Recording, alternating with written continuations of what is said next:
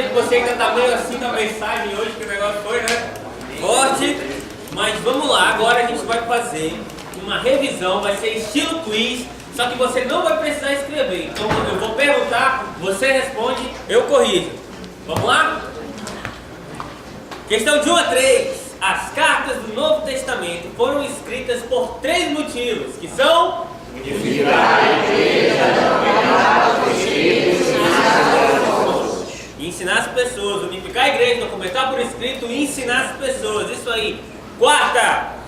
A maior preocupação dos governantes romanos era... manter a paz. Agora 5 e 6, hein? Cite 2 inimigos da igreja no contexto das cartas. Tinha um terceiro que era o... falsos mestres. falsos mestres, mas só precisa de 2. 7. Paulo recebeu notícias de que as igrejas na Galácia estavam se desviando do verdadeiro evangelho e seguindo um outro evangelho. No que eles estavam crendo? Jesus mais lei. 8. O que valem nossos esforços perante Deus para nos tornarmos aceitos por Ele? Nada. 9. Tudo o que você faz para alcançar, agradar ou conseguir o favor dos deuses, ou seja, nós agimos, essa é a definição de religião. O que Deus fez através de Cristo Jesus para nos alcançar e resgatar, ou seja, Deus agiu. Essa é a definição de Evangelho. 11. Para quem foi escrita a carta de Tiago? Judeus da diáspora. Judeus da diáspora ou 12 tribos dispersas entre as nações. 12. Como ficou conhecida a reunião dos líderes da igreja que decidiu que os gentios não precisavam se tornar judeus para serem salvos? Filho de Jerusalém. Agora, certo ou errado? Lembrando, se for errado, você diz qual é o certo. 13. A igreja de Antioquia da Síria se concentrava em alcançar os gentios, enquanto a igreja de Jerusalém se concentrava em alcançar os judeus. Certo. 14. O que é escatologia? Estudo dos acontecimentos dos últimos tempos, estudo das coisas finais. 15. Qual carta trata do retorno de um escravo fugitivo ao seu senhor? Filemon. O que é heresia? É o ensino contrário à Bíblia. Ensino contrário ao ensino bíblico, ensino contrário à Bíblia, isso aí. O que significa cristologia? Doutrina de Cristo ou estudo sobre Cristo. 18. Qual o nome da principal heresia filosófica e religiosa que ameaçava a igreja de Colosso? Gnosticismo. 19. Qual a referência do versículo de Efésios que diz: somos salvos pela graça, por meio da fé? Efésios 2:8. Não, também, né? Não dá para dividir, né? 20. Qual o principal motivo de orgulho dos filipenses? Cidadania romana, o seu direito como cidadão romano. Quais são as cartas da prisão?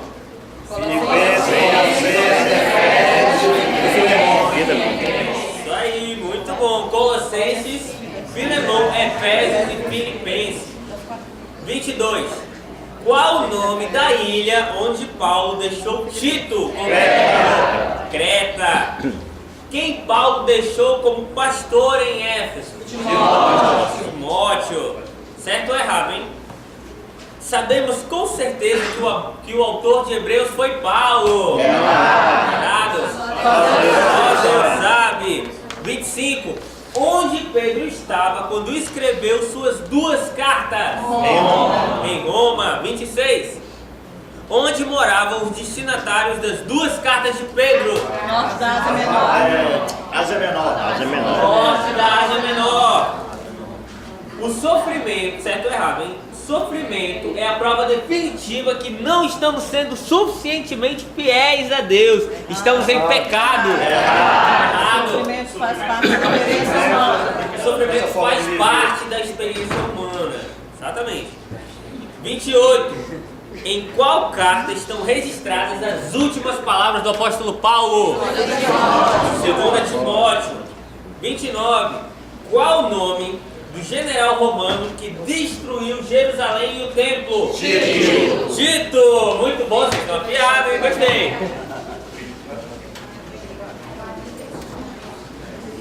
E a nossa aula de hoje começa com a destruição. Olha aí, destruição. Destruição de Pompeia. Foi um fato isolado das cartas, mas serve aí para ter um conhecimento histórico, um momento aí de reflexão. Pompeia ficava aos pés do vulcão Vesúvio, bem aqui junto com a cidade de Herculano. E esse vulcão, em 79, ele entrou em erupção e mais de 20 mil pessoas da cidade de Herculano de Epopeia foram soterradas, queimadas, asfixiadas. E você pode estar aí se perguntando, o que 20 mil pessoas fazem morando aos pés do vulcão? Tanto lugar para morar, eles foram escolher morar logo ali. E estudando um pouco da história, a gente percebe que o ser humano ele vai evoluindo, ficando aí cada vez mais inteligente. E hoje o vulcão ele está ativo e a sua última erupção foi em 1944. E moram só 3 milhões de pessoas ao redor ali desse vulcão. Para você ver que o ser humano ele vai ficando cada vez mais inteligente. É verdade. Então, depois de fazer essa reflexão acerca da inteligência humana, nós vamos refrescar um pouco a nossa memória sobre a nossa aula passada. Nós vimos que a perseguição promovida por Nero, Pedro ele insiste que a igreja ela não se esqueça e suporte os sofrimentos. E Paulo também ele insiste com Timóteo que ele permaneça firme. Pedro e Paulo ele somem de cena, partem para o Senhor. Judas ele começa ali a denunciar os falsos mestres, os gnósticos. Tem aí a primeira revolução judaica, a primeira revolta estoura. Nero morre e quem assume aí de vez o poder? Quem? Vespasiano, o imperador que antes era um general. Jerusalém é então destruída, seu templo totalmente devastado. E nesse ponto da história você já consegue perceber que Satanás ele alterna as suas estratégias de ataque. Ora a gente tem ataques internos dentro da própria igreja e ora nós temos ataques externos. E será que com a morte então de Nero cessou esses ataques à vida cristã? Lógico que não. Satanás agora ele estava trabalhando em outras frentes. Só deu uma trégua aí nos ataques externos. Mas Satanás, gente, ele não para de tentar destruir a obra de Deus. Então não pense, não se engane que Satanás ele tira férias. Você tem que estar em alerta, atento. E o evangelho ele continua crescendo, grandemente aqui nessa região da Ásia Menor, tá? E particularmente na província romana da Ásia, cuja capital é Éfeso. Pois, vocês estão de parabéns, Éfeso. Tá? Ela tem mais de 250, uma cidade grande com mais de 250 mil habitantes. Muitas coisas aconteceram ali naquela cidade. As igrejas surgiram com o trabalho iniciados ali em Éfeso. Muitos personagens da história, da nossa história, passaram pelas terras, como Paulo, Áquila e Priscila, né? E por último, quem esteve lá como pastor? Timóteo. E agora nós estamos na última década do 1º século. Nós estamos bem aqui, ó, no ano 90. João ele esteve lá, agora João está lá, tá? E a cidade de Éfeso é a cidade guardiã do templo da deusa Ártemis. É a cidade também dos cultos de mistério, cidade de muitos livros de magia, cidade das diversas formas de religião e filosofia. Adivinha que Satanás agora usou para tentar destruir a igreja? A religião, conceito religioso e filosófico que vem crescendo aí junto com o cristianismo, que é o gnosticismo. O gnosticismo, ele mistura na sua salada religiosa e filosófica elementos egípcios, gregos, judaicos, orientais e muita coisa, mas muita coisa mesmo do cristianismo. É por isso que ele consegue se mimetizar, se disfarçar aí, porque ele pega um pouco daqui, um pouco dali, e ele começa a se infiltrar na igreja, ele acaba passando despercebido. E eles acreditavam que para ter salvação era necessário uma pessoa especial, uma pessoa precisava ter sabedoria, conhecimento, só as pessoas esclarecidas que tinham esse acesso. O conhecimento é superior à virtude. Então era mais importante você ter conhecimento do que você praticar o bem. E que a matéria era uma coisa má, o corpo físico era algo muito ruim, e só o espírito que era supremo. E a impossibilidade de comunhão entre a matéria e o espírito.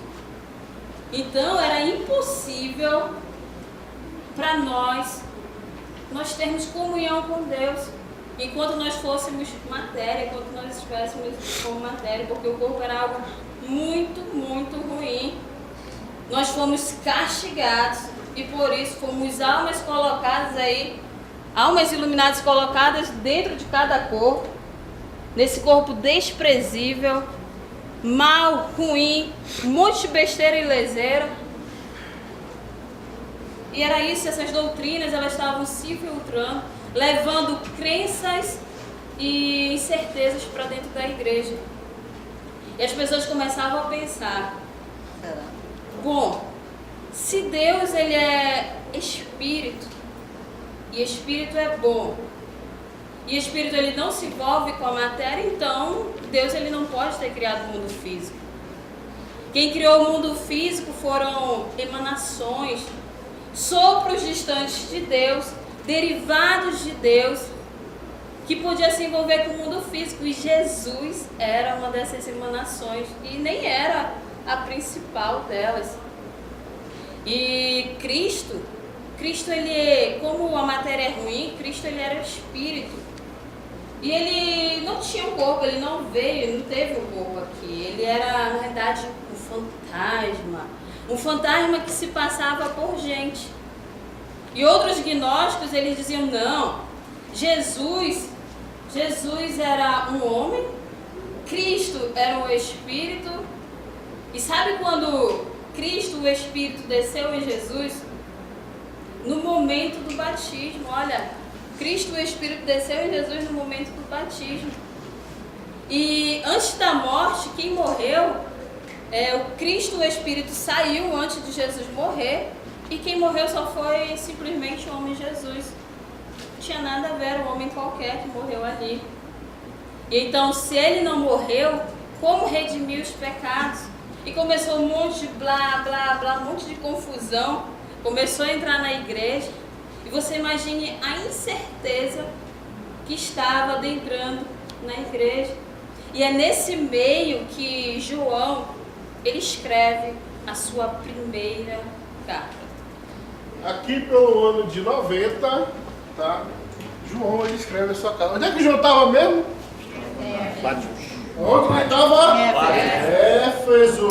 João estava em Éfeso. Tá? Revelação. Estava aqui em Éfeso, João. É João. Isso mesmo. João estava aqui em Éfeso nessa época, tá? E ele estava lá em Éfeso. E interessante que a gente consegue perceber é o seguinte, essa carta de 1 João, que ele escreve, a primeira carta que ele escreve, é uma carta que se parece muito com essa carta aqui, ó, com Hebreus. Sabe por quê? Porque assim como em Hebreus, João ele não escreve assim detalhadamente quem é o autor. Ele não coloca lá explicitamente para quem é aquela carta, tá? A gente entende que ele escreveu a carta para cá, ó, para essas igrejas aqui da Ásia Menor, tá bom?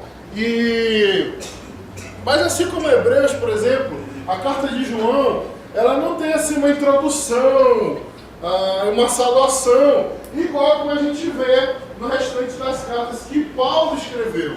Paulo, quando ele escreve, ele sempre coloca lá uma introdução, uma saudação, ele faz agradecimentos, né? Só que aqui em João, essa carta que João escreve, não tem agradecimento, não tem uma despedida. Ele não coloca, ele não fala o nome de nenhum cristão daquela época. Ele não cita diretamente nenhum texto do Antigo Testamento. Aí você deve ficar se perguntando assim, poxa, mas como é que então a gente sabe que foi João que escreveu essa carta, se não tem lá dizendo quem era realmente? Sabe por quê? Porque quando você para e lê aquele comecinho da carta, quando você para e lê o início da carta de João, dessa carta de João, você consegue perceber que ela é muito parecida com outro livro, que eu tenho certeza absoluta que você já leu várias vezes. Porque aqui nessa carta, ele começa falando do Logos, o Verbo, a palavra que se fez carne, e que a gente viu, a gente tocou, a gente pôde abraçar, e nele estava a vida. Que outra carta, que outro livro da Bíblia começa dessa mesma forma? João. O Evangelho de João começa dessa mesma forma, mostrando e falando dessas mesmas coisas que a primeira carta que ele escreve. Então, por isso que ele é o autor dessa carta. Você lembra o que é cristologia? Isso, eu estudo sobre a doutrina ali, quem era Jesus. E nessa época, os irmãos lá estavam passando por um problema muito grande nessa parte de cristologia. Eles não estavam conseguindo entender uma verdade. O problema que eles estavam passando era o seguinte: não era entender que Jesus ele era Deus. Eles não conseguiam compreender como que Jesus, sendo Deus, se fez carne, se fez homem. Diferente de hoje. Na verdade, porque hoje a gente consegue entender muito bem Jesus como homem. Na verdade. Tanto que, se você for procurar, tem vários e vários autores que escrevem o quê? Jesus, o maior filósofo de todos os tempos, né? Jesus, o maior sábio de todos os tempos. Jesus, o maior pensador que já existiu. Ou quando você liga lá, naqueles documentários, tem o quê? Jesus, o maior revolucionário que mudou o mundo. Ou seja, hoje em dia, a gente passa por um problema parecido que eles passavam, só que invertido. Hoje em dia as pessoas tiram toda a divindade que Jesus tem. Eles tiram tudo aquilo que Jesus ele é, que ele é Deus, e colocam apenas ele como um ser humano, como um homem. Lá naquela época, na época que João escreve essa carta, o pessoal estava passando por uma dificuldade para entender que Jesus ele era Deus e que ele se fez carne.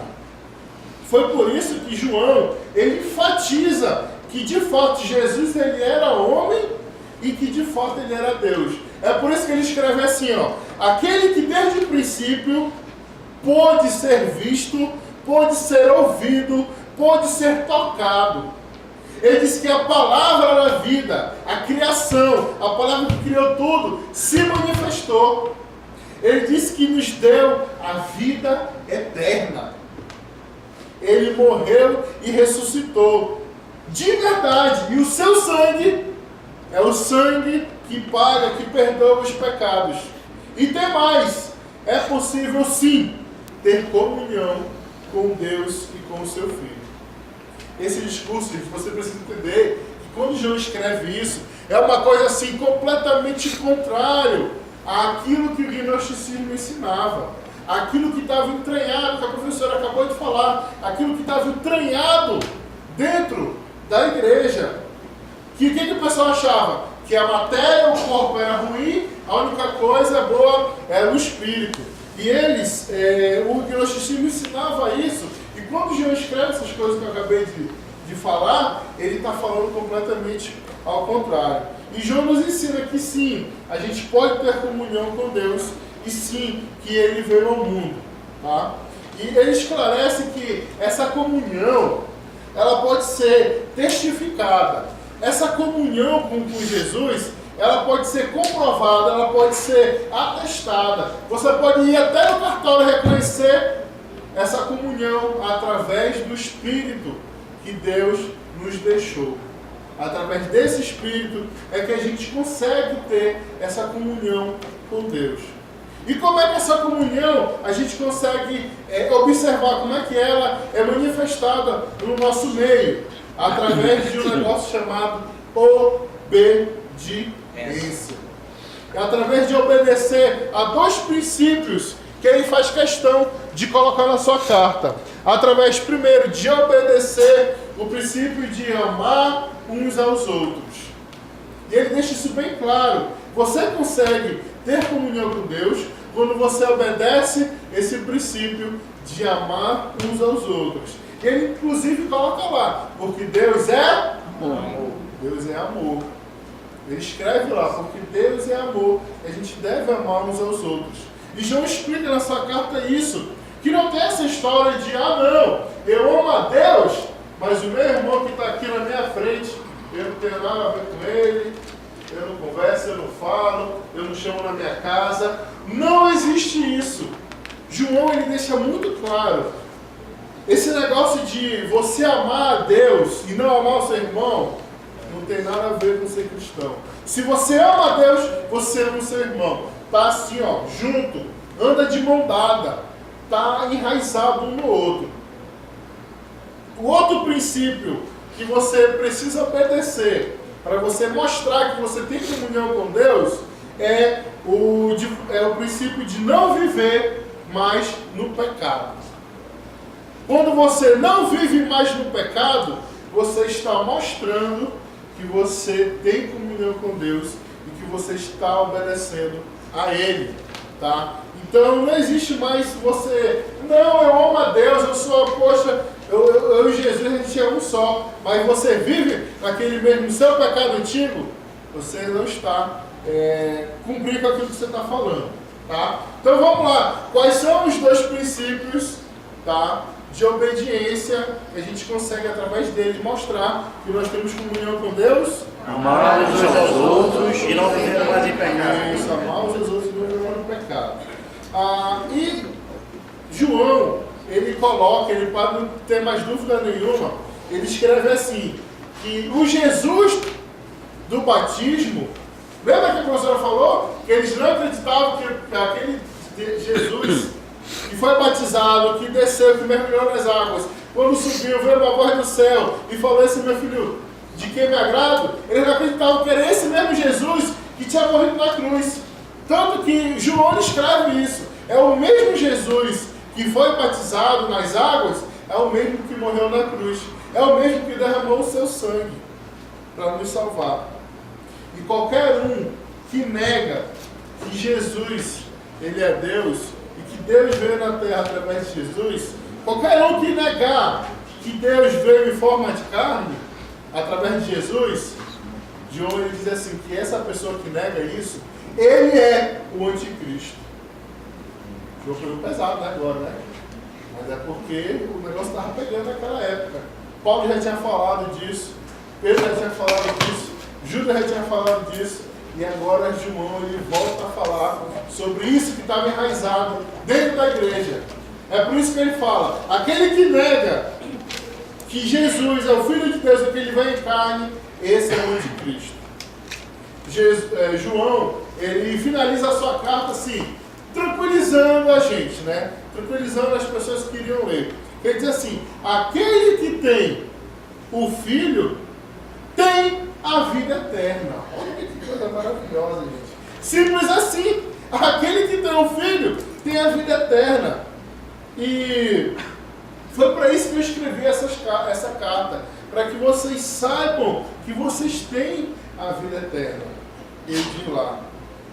E essa carta de 1 João, gente, ela está cheia de exemplos e cheio de formas que a gente consegue demonstrar que a gente é obediente a Deus através do amor. E não só isso, mas lá também ele fala que essa comunhão se resume na expressão também de ter a vida eterna. E esses dois pontos, o amor e a vida eterna, é o tema da carta de 1 João.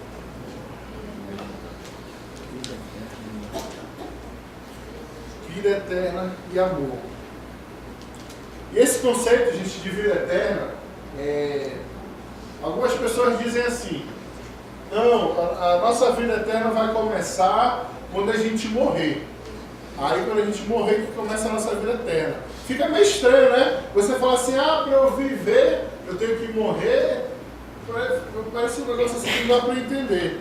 Tem gente que acha que aquele pessoal mais deprê, né? Os mais depressivos, não, mas isso não é vida. Será que vai ter vida mesmo depois disso aqui que a gente está vivendo? A pessoa que ninguém me ama, ninguém me quer. Você pensa isso, né, da vida. E tem gente ainda que ainda diz que não. Esse negócio de vida eterna é para outro tipo de pessoa. É para o pessoal aí que é mais espiritual, mais espiritualizado. Eu até queria conhecer esse Deus, mas o Deus está tão longe. Talvez esse Deus nem queira ser encontrado assim, como vocês estão falando. Tem gente que diz essas coisas. Mas sabe de uma coisa? Não é o Deus da Bíblia. Isso que esse pessoal fala, não é o Deus que eu sirvo, que eu tenho certeza que você serve, que você ama. Porque o Deus da Bíblia, gente, Ele é um Deus que se envolve. Ele é um Deus que se fez carne e que andou aqui no meio da gente.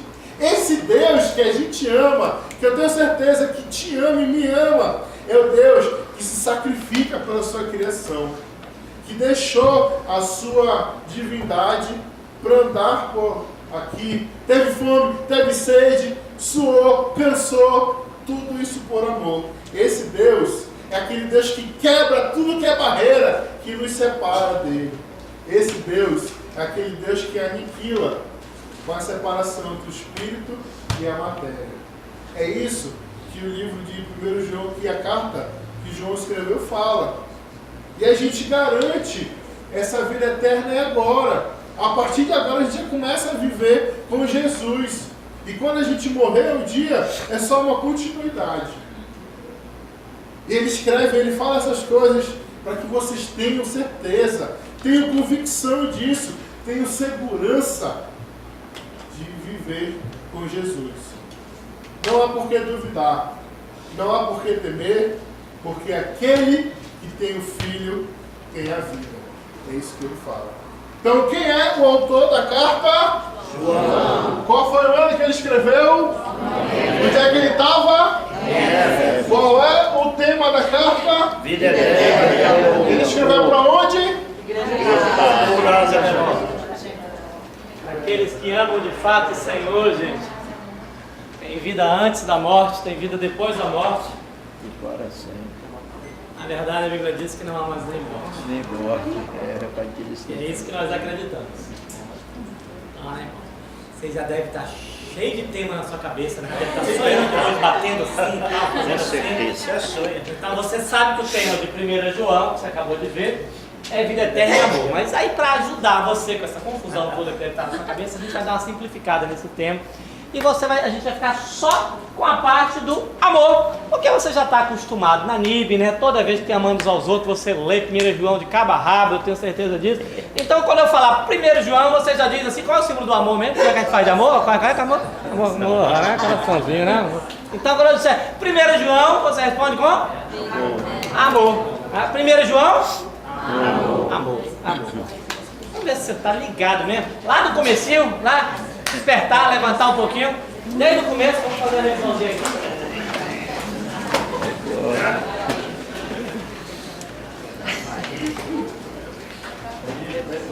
Eu estou embolado na minha cabeça, tá? Então eu estou contando com vocês agora.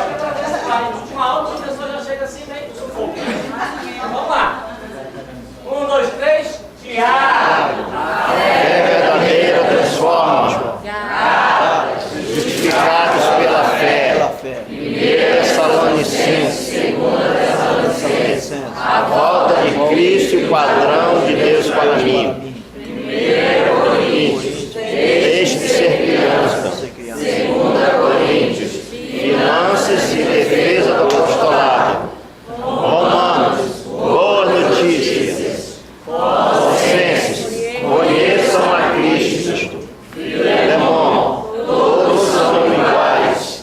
Efésios. Igreja, corpo de Cristo. Filipenses. Entrega dos direitos. Liderança. E Timóteo, o bom pastor. Hebreus. Jesus é o melhor não há.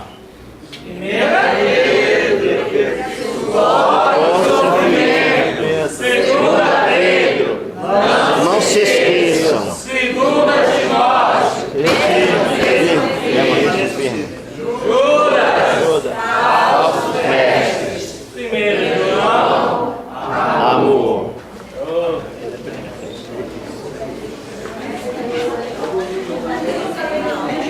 Primeiro João que fica fazendo isso aí o tempo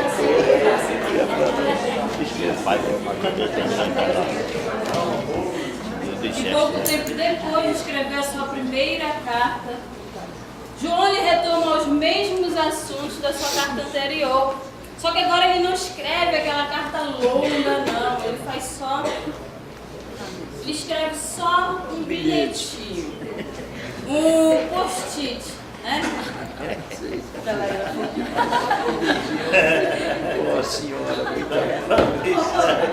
Só manda um recado. E agora você que sentou lá no fundão, você vai precisar providenciar uma lupa quando a gente for abrir o tema, né? Para você poder conseguir ler. E dessa vez João ele é bem prático e sucinto. Ele só faz na realidade relembrar. E ele escreve aquele que se tornaria o menor livro da Bíblia. E o destinatário é a tal senhora eleita e aos seus filhos. Tal senhora eleita e aos seus filhos. Que bonito, né? Parece uma poesia. Tal senhora eleita e aos seus filhos. Que provavelmente seriam as igrejas filhas de Éfeso e seus membros. E não é difícil imaginar que o povo, que esses leitores, eles já têm um conhecimento acerca das doutrinas, da teologia, tá? E que eles simplesmente, realmente, essa carta é só para relembrar, é só um lembrete. E João faz aí 2 lembretes. No primeiro ele reforça o mandamento, ele diz o que se torna, ele diz, olha, vocês já conhecem isso desde o início, não é algo novo não, que se torna a bandeira de João. Toda vez quando João abre a boca para falar, o que ele fala? Sobre amor. Então ele diz assim, eu tenho um mandamento para lembrar para vocês, para que vocês não se esqueçam. Amem uns aos outros. Esse foi o primeiro lembrete de João. Amem uns aos outros. E a segunda coisa que eu quero lembrar a vocês, na realidade não é nem um lembrete, é um alerta. Eu quero alertar vocês quanto aos falsos mestres. Lembre-se que o gnosticismo, ele estava se criando ali no meio da igreja. Então ele precisava falar, olha, ele foi bem claro, quando essas pessoas aparecerem no meio de vocês, nem os recebam, nem sequer os cumprimentem. Credo, crente faz isso, crente vira a cara, é. Então esses foram os 2 lembretes. Qual foi o primeiro lembrete? E o segundo, relacionado aos falsos mestres. E esses são os nossos 2 temas: amor e falsos mestres. Dá um tempo aí para você anotar. amor e falsos mestres.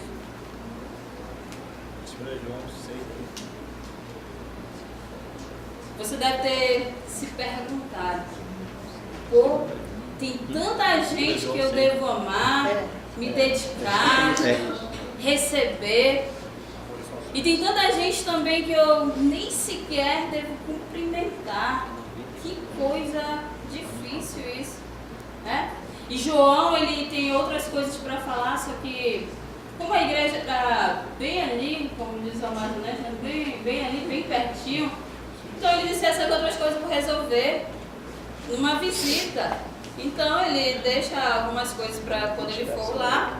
E esse bilhete já estava de bom tamanho. E o que isso tem a ver comigo? Quando eu penso no momento em que vivemos, nessas duas lembranças, nesses dois lembretes desses bilhetes, certamente que ainda existem no nosso meio esses dois tipos de pessoas. Ainda existem as pessoas que a gente deve acolher em amor, só que nos tornamos tão cauterizados e cada vez que o tempo passa a gente vai ficando cada vez mais insensível, porque tem tanta gente, tem tanto pedinte, tanta gente necessitada, mas ao mesmo tempo tem tanto malandro no mundo que você já não consegue mais distinguir um do outro, quem é quem. Você vê isso muito, às vezes, no trânsito, quando você está ali no sinal. Será? Será que é isso mesmo? Será que isso que ele está falando é mentira, é verdade? Você fica naquela dúvida. E só que de fato tem gente que realmente precisa. Só que depois de tantos enganadores aí, seu coração, você fica cada vez mais se cauterizando, porque talvez você já tenha sido enganado alguma vez. E só nos resta pedir que Deus nos conceda a firmeza, a clareza e o discernimento para conseguir distinguir as pessoas que a gente deve acolher em amor daquelas que a gente não deve nem sequer cumprimentar, porque essas pessoas, elas também existem. Que Deus, ele nos dê o discernimento. E agora, como eu falei que era só um bilhete, né, muito rápido, quem é o autor? João. Para quem ele escreve, quem é o destinatário? Repetiu mais 3 vezes? Isso. Para quem? Para ela mesmo, tá? Quais os temas? Amor e falsos mestres. Vou facilitar a sua vida, hein? Eu gosto de você. Vou facilitar a minha também, porque eu não estou mais lembrando de tudo, não. Vamos lá. Então, assim, já que tem uma coisa em comum entre as duas cartas, a primeira e a segunda carta de João, qual é a coisa comum que tem? Amor. A gente vai ficar então com o tema das duas. Quando eu disser 1 João e 2 João, você faz? Amor. Amor. Vamos lá. 1 João, 2 João. Amor. 1 João, 2 João. Amor. Vamos só voltar um pouquinho aqui, porque eu vi que daqui pra frente travou, né? Foi lá em 1 Pedro, não foi? 1 Pedro a gente vai engatando assim, né? Então a gente vai suportar o sofrimento, né? De 1 Pedro, né? Que está aqui, suporta o sofrimento. Vamos fazer aqui pra frente sentadinho mesmo. 1 Pedro, suporta o sofrimento. 2 Pedro, não se esqueça. Permaneçam firmes. 2 Timóteo, permaneçam firmes. Juras? 1 João e 2 João. Amor. Não se esqueça. Primeiro horário eu confio em tudo também, mas ficou melhor assim mesmo. Lembra da clareza, do discernimento que a gente precisa ter para como receber as pessoas, que a professora acabou de falar? É justamente sobre isso que João escreve novamente. Só que agora, na sua terceira carta, tá?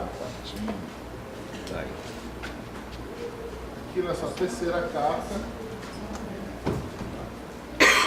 que também foi escrita ali pelo ano de 90, tá? As 3 cartas devem ter sido escritas, bem provável, uma bem pertinho da outra, então também foi escrita ali pelo ano de 90. João ainda estava em Éfeso, quando ele escreveu essa terceira carta, e ele escreve sobre esse discernimento. Como é que a gente pode ter essa clareza para poder discernir se a gente recebe ou não recebe essa pessoa? E na terceira carta, basicamente, é uma carta que fala de dois camaradas. Um chamado Gaio e o outro camarada chamado, olha só, Diótrefes. Um nome bonito. Diótrefes. Então vamos colocar aqui Caio, com a sua casinha simples, né? E o Diótrefes, com a sua mansão bonita. Olha, Diótrefes lá. E quando João escreve essa carta, ele mostra o contraste que são esses dois irmãos. Porque assim, o Gaio ele é muito elogiado por João. Gaio é elogiado porque ele é uma pessoa hospitaleira. Gaio é elogiado porque ele tratava bem as pessoas. Ele é elogiado porque ele ajudava a espalhar o evangelho.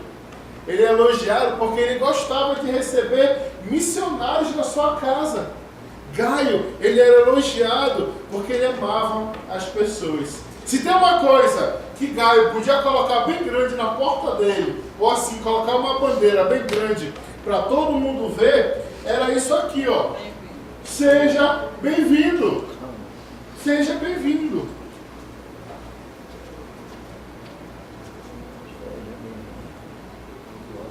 Aqui. Ajustinho. Pronto. Fica aí. Seja bem-vindo, cara. Seja bem-vindo. Já o Diótrefes era completamente o contrário. Ele era uma pessoa que não era elogiada por isso, por nada disso que o Gaio era elogiado.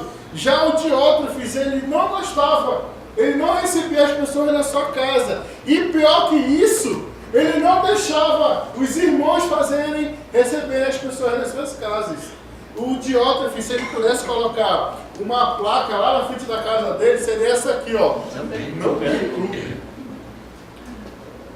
Eu não gostava de receber ninguém lá.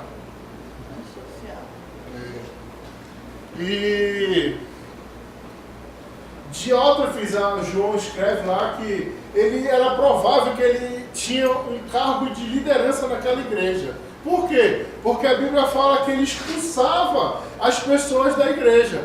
Pô, se ele tinha essa liberdade, essa autoridade de expulsar as pessoas da igreja, então ele exercia algum tipo de liderança lá naquela igreja.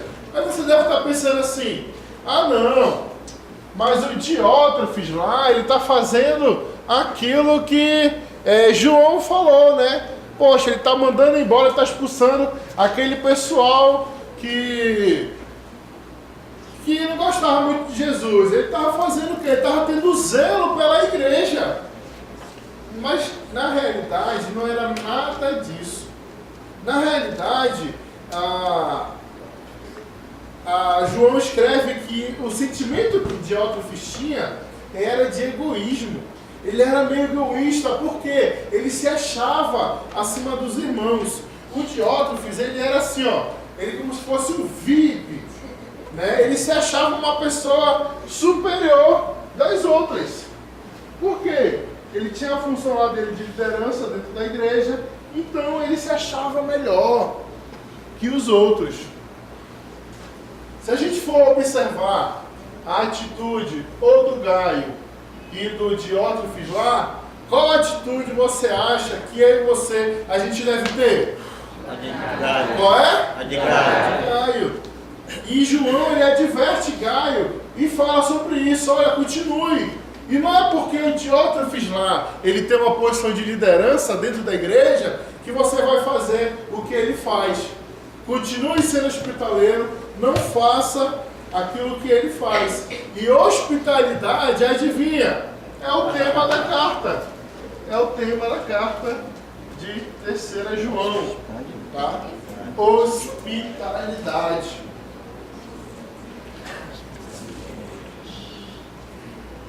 E assim mais ou menos como a outra carta, 3º João, ela é uma carta o quê? Ela é tipo um bilhete, ela é uma carta pequena também. E João, ele fala a mesma coisa que ele falou na outra. Olha, tem mais coisas que eu queria falar para vocês. Mas vamos falar o seguinte, eu vou aí e quando eu chegar a gente conversa sobre isso face a face. Tá? E ele faz questão de escrever que vai fazer uma visita lá para os irmãos. Mas você pensa assim, mas o que isso tem a ver comigo, né? O que isso tem a ver com a gente hoje? Quando a gente fala em igreja, não tem como a gente não pensar em quê? Em família, em união, em comunhão. É ou não é verdade? Quando a gente fala em igreja, a gente lembra do partir do pão. E por mais que a gente não consiga fazer isso sempre, mas a maioria das vezes, quando a gente fala em igreja, essas coisas estão juntas. Só que, além disso, quando a gente fala em igreja, a gente lembra de ser cristão, a gente lembra de Jesus, o Filho de Deus. E isso tudo está ligado, sabe com o quê? Com o tema dessa carta, com hospitalidade. Por quê? Ser hospitaleiro está dentro, está enraizado ali no cristão. O ser hospitaleiro, ele não é uma coisa opcional para a gente que é cristão. O ser hospitaleiro, ele está ali fixo, preso, unido. Eu não sei qual a expressão melhor você entende, mas você precisa entender isso, que ser cristão e ser hospitaleiro é a mesma coisa. Quando você é hospitaleiro, você está sendo um cristão. Porque a hospitalidade é algo que a gente deve praticar. Romanos fala isso. É uma qualidade indispensável para uma pessoa que exerce liderança. É uma qualidade das mulheres de Deus. É algo que a gente não pode esquecer. É algo que a gente deve fazer sem reclamar. A hospitalidade. E a hospitalidade é o modo que a gente ajuda a divulgar o Evangelho. Quando a gente fala assim, poxa, mas divulgar o Evangelho, ser um cooperador do Evangelho. Geralmente as pessoas têm ideia do quê? Né? Que você só é realmente um cooperador do Evangelho quando você se torna um missionário ou quando você sai, né? Tem gente que fala o seguinte, não, para ser realmente um cooperador do Evangelho, eu preciso fazer grandes coisas dentro da igreja. Para realmente eu ser um cooperador do Evangelho, eu preciso ser um líder de grupo de amigos. Se eu não for líder, eu não estou fazendo nada para Jesus. Eu já ouvi de muitos jovens dizer assim, não, para eu ser realmente cooperador do Evangelho, eu preciso ser um líder do ministério, ou ser um sublíder, ou trabalhar na programação, ou ser um assessor do pastor de jovens. Só assim eu vou estar sendo um grande cooperador do Evangelho. Tem gente que tem essa ideia, quando na realidade, ser um cooperador do Evangelho, nada mais é de também fazer coisas pequenas, fazer aquilo que Jesus manda. A gente pensa assim, não, para eu ser cooperador do Evangelho, eu tenho que ir, eu tenho que viajar, eu tenho que sair, eu tenho que pregar, eu tenho que falar lá fora. Isso também é ser um cooperador do Evangelho. Mas a gente não pode se esquecer que, e a Bíblia nos ensina isso, que o ficar, o receber, o dividir, o compartilhar, o ouvir, tudo isso, quando a gente faz, a gente continua sendo hospitaleiro. E a gente, quando a gente faz isso, a gente espalha o Evangelho da mesma forma que uma pessoa está fazendo quando ele viaja, quando ele está lá fora. Servir a Deus, a gente não precisa ser grandes coisas. Servir a Deus é fazer aquilo que Ele manda. Se for coisa pequena, beleza. Se for coisa grande, beleza. Ser hospitaleiro é a maneira que a gente pode cooperar com o Evangelho. Você acha que... Você deve falar, mas poxa, João fala tanto de amor, como é que ele não falou de amor nessa carta? Ele falou sim. Só que é uma forma que é prática de amar. Está lá, em vez de ele usar o slogan dele de amor, ele ensinou uma coisa prática, como a gente deve amar, que é ser hospitaleiro.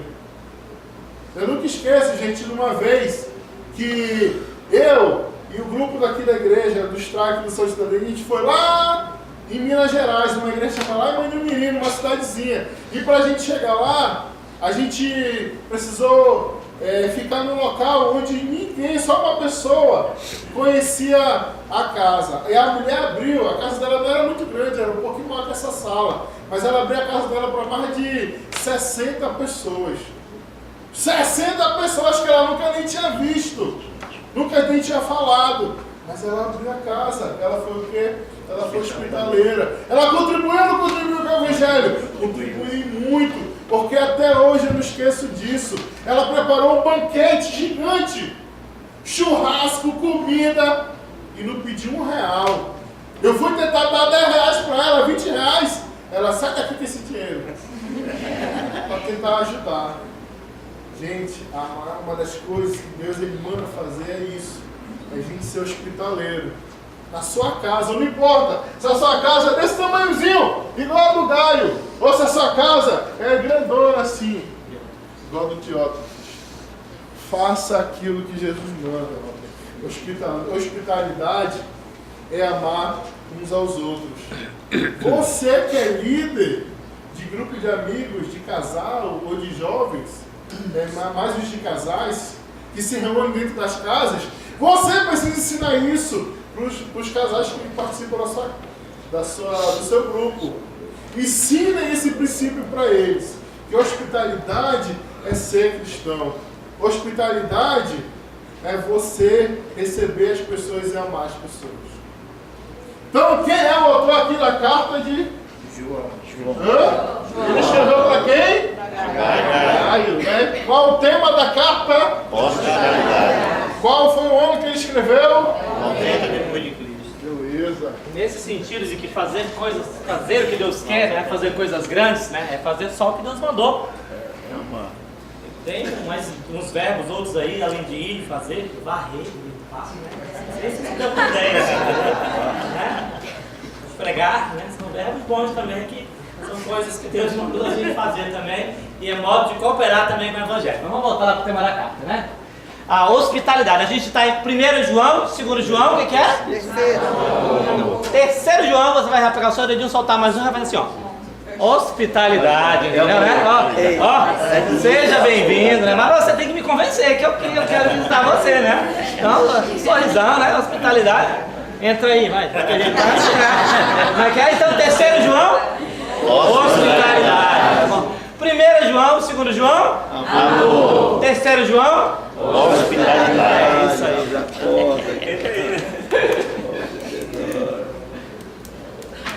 Tito morre. Morreu o Tito. Mas não o Tito, né, terrível. Tito imperador. Tito imperador. Você chega a doer o coração aí, né? Quem assume o poder é o irmão mais novo de Tito, Domiciano. Ele também era um dos filhos de Vespasiano. E o Domiciano se torna imperador. Explicando para você, Vespasiano e Tito eram homens de guerra, eram generais famosos, conquistaram povos, né? Subjugaram o Império Romano ali, dominaram os soldados, as tropas romanas, respeitavam esses caras. Eles tinham um legado ali como soldados. E o Domiciano, né? Criado na corte ali, né? Em casa, né? Filho de papai, criado na leite copeira, né? Como a gente fala aqui. Ele não tinha ali um legado, porque o pessoal ia respeitar ele, porque o pessoal ia ouvir alguma coisa que ele ia mandar. Ele precisava se apegar a alguma coisa, né? Ele precisava ter alguma coisa para as pessoas respeitarem ele. Então ele se apega à religião. Ele resolve dirigir a política do Império Romano agora para restaurar a religião romana, que estava meio assim, meio desconfigurada, estava meio em baixa nessa época. Então o que ele faz? Restaura templos para os deuses romanos, para Júpiter, para Minerva, para Mercúrio, para Plutão. Ele restaura templos dos deuses romanos, constrói novos templos, ele ressuscita a prática do culto ao imperador também, que tinha caído em desuso, porque o Vespasiano e Tito é soldado, né? Não era muito esse negócio de, o imperador, né? Ele gostava de estar matando o pessoal ali, né? O hobby dele, esse negócio de ser adorado como Deus. E já o Domiciano, ele restaura esse culto para o imperador que tinha caído em desuso, constrói um templo para ele e constrói um templo também para o Vespasiano e para o Tito, para eles serem adorados como deuses. Por quê? Pensa comigo. Se o meu irmão é um deus, o meu pai é um deus, eu sou o quê? Um deus. Era um homem muito humilde, né? O Domiciano. E ele se autoproclama ali o fiscal da lei religiosa e moral, né? Era o censor, ele era o fiscal da religião romana. E como você pode imaginar, né? Na hora que falava, olha, César é senhor, uma coisa que os romanos tinham que se cumprimentar na rua falando, os cristãos tinham uma resposta que você vê escrita várias vezes no Novo Testamento, que era o quê? Não. Jesus Cristo é o Senhor. E como você pode imaginar, esse cara querendo ser adorado como Deus, não podia acabar de uma maneira diferente pra gente, pros cristãos dessa época, pros nossos irmãos. Acabou em quê? Perseguição pesada. Vespasiano e Tito, eles mataram muita gente, mas sem ser uma perseguição religiosa. Eles mataram porque gostavam mesmo assim, né? Muita guerra nesse tempo. Agora, Domiciano, ele perseguiu a igreja de uma maneira pesada, e nos últimos anos dele, a perseguição veio com tudo. Um período de perseguição muito forte. E Domiciano, ele se auto-intitula Senhor e Deus, e a gente estudando a história, a gente vê que esse cara ele era realmente assim, meio esquizofrênico com isso, porque ele achava que alguém estava dizendo que ele não era, e aí ele mandava matar, exilou várias pessoas, matou os próprios parentes, mandava banir, executar qualquer um que dissesse, não, esse cara na verdade não é um deus. Ele fica sendo conhecido como segundo Nero. E fazendo uma ressalva, ele não é um cara tão assim devasso, imoral quanto Nero. Muito pelo contrário, ele é um cara bem certinho, quer fazer ali a religião romana, etc. Mas aquela crueldade do Nero, aquela maldade, a gente vê toda nele. Ele foi um homem mau, perseguiu. A igreja foi muito perseguida no tempo dele. E em meio a essa perseguição, João, já velhinho, já idoso, ele é exilado para uma ilhazinha aqui a 55 quilômetros da província da Ásia, chamada Patmos, uma ilha bem pequena. E lá João tem uma experiência, assim, um negócio incrível. Jesus chega para ele, aparece lá em Patmos, ele já é idoso. Jesus aparece em poder e glória e diz: João, escreva aí o que eu vou te mostrar e envia essa carta para aquelas 7 igrejas da província da Ásia. Peraí. Carta, não. Acabou as cartas já. Acabou a carta. É um livro.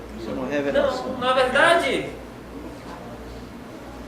como o livro tem remetente, destinatário, saudação inicial, assunto, e saudação final, a gente chama de quê? De carta. E foi exatamente o que João fez. Ele escreveu uma carta. Aquela que ficou sendo a última carta da Bíblia. E é uma carta muito diferente, porque essa carta é cheia de selos. Alguém falou em selos?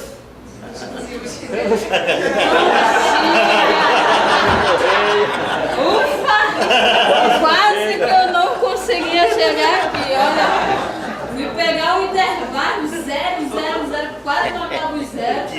E agora, só que eu tenho uma notícia muito ruim pra vocês, olha. E tem aquele meu colega, não é todo dizendo que não vai mais ter prova, não. E tem aquele meu colega que vinha aqui todo domingo, que foi o David. Sorte que ele aprendeu as mímicas aqui e agora ele tá ganhando dinheiro lá no centro fazendo mímica. E tem gente que paga, olha, gente. Inclusive ele mandou um recado que ele tá montando uma equipe. Se você quiser participar dessa equipe lá no centro fazendo a mímica, ele só tá aguardando você. Mas eu tô aqui para dar os parabéns pela perseverança, por você ter conseguido aí chegar até o último dia. E para você que fez durante todas essas rodadas, memorizou, meditou, fez toda a leitura, você tem aí, ó, cadê o... Você vai participar de um sorteio, olha só, um presente banhado a ouro. Que chique. E agora você vai aqui, ó, com o Daniel, com o Egner e com o Rômulo lá atrás, por favor, pegue aí os seus selos. Abre a mão, parabéns. Abre a mão, parabéns.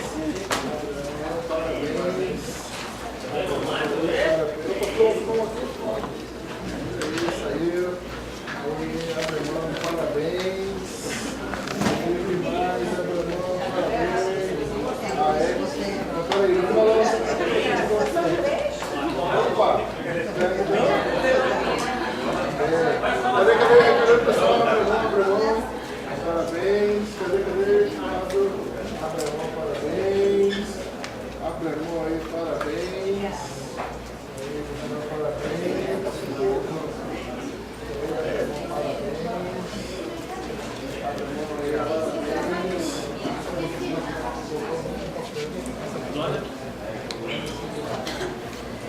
E agora você que completou, fez todas as rodadas aí, sua meditação, você escreva aí seu nome no papel, tá? E passe pro canto, que a gente vai colocar aqui na caixinha do sorteio. Escreva seu nome no papel, se você completou aí todas as rodadas, sua meditação, memorizou, tá com sua cartinha completa de seu. Escreva seu nome no papel e passe pro canto. A gente vai estar recolhendo aí seu nome. Se você fez toda a meditação, fez toda a leitura, cumpriu todos os requisitos, mas por alguma acaso a pessoa sai cedo e não pegou os selos, preenche esse mesmo seu nome, você tem direito, e no final você pega os selos que estão faltando com a gente, tá bom? Vamos lá. Para quem completou tudo, né? Preenche seu nome agora, a gente precisa pegar seu nome agora. Então, escreva aí no pedaço de papel e passe para o lado, passe para os cantos, tá? A gente vai passar recolhendo. A gente escrevendo em folha grande, né? A página inteira, né? Que cara que a gente lê pra ele, irmão? Mais graça. Passe aqui pro canto, passe todo mundo aqui pro canto, seu nome. A gente vai estar recebendo. Cadê? Passe pro canto. Falta alguém? Não precisa do RG, do CPF, é só o nome. Não é o nome do pai. Manda, vai lá. Precisa, tá? Só saber. Só uma vez, né? Só uma vez também, não precisa fazer isso. Pensou?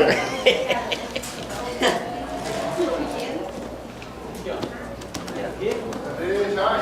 Ok, todo mundo? Passa pro lado, passa pro lado, passa pro lado. Passa pro lado. Tá cheio o pote hoje, meu.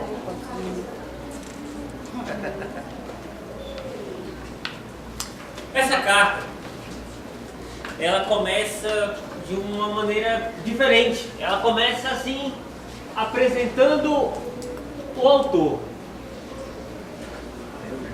Revelação. Revelação. Uma vez que tá caindo, eu posso revelar o que é, né? Revelação de Jesus Cristo. Porque o João, na verdade, assim, ele, sabe, garoto de quarta série fazendo ditado? O pessoal vai falando, ele vai copiando, porque o João só copiou aqui. Uma vez ou outra ele faz um comentário ali, mas ele copiou o que Jesus falou para ele. Porque Jesus aparece para João. E ele aparece e diz essa revelação de Jesus Cristo, o Alfa e o Ômega, aquele que é, que era e que há de vir, a resplandecente estrela da manhã, a raiz de Davi, o primogênito dentre os mortos. Apocalipse é a carta, talvez o lugar da Bíblia inteira que tem mais títulos para Jesus, assim, mais nomes, mais louvores que fazem a Jesus, porque ele aparece em poder e glória. E João escreveu essa carta, e o resultado foi uma carta que é escrita em 3 volumes. Apocalipse é dividido em 3 volumes. E o primeiro volume, ele é um conjunto de conselhos, admoestações, lapadas, né? E consolo para aquelas 7 igrejas ali que estavam sofrendo uma perseguição pesada pela parte do Domiciano. As 7 igrejas aqui da província da Ásia. E nesse primeiro volume, tudo que João escreve é importante para todas as igrejas, porque essas cartas, você sabe, elas rodavam a igreja. Rodavam a igreja em todos os cantos. Mas tinha coisas específicas para essa igreja, para essas 7 igrejas. Para Éfeso, por exemplo, ele diz assim: eu vi as suas obras, eu sei que você não tolera os falsos mestres, mas você abandonou o seu primeiro amor. Volte para o seu primeiro amor. Para Esmirna, ele diz assim: olha, permaneça fiel até a morte, vale a pena, permaneça fiel. Eles estavam sofrendo uma perseguição pesada.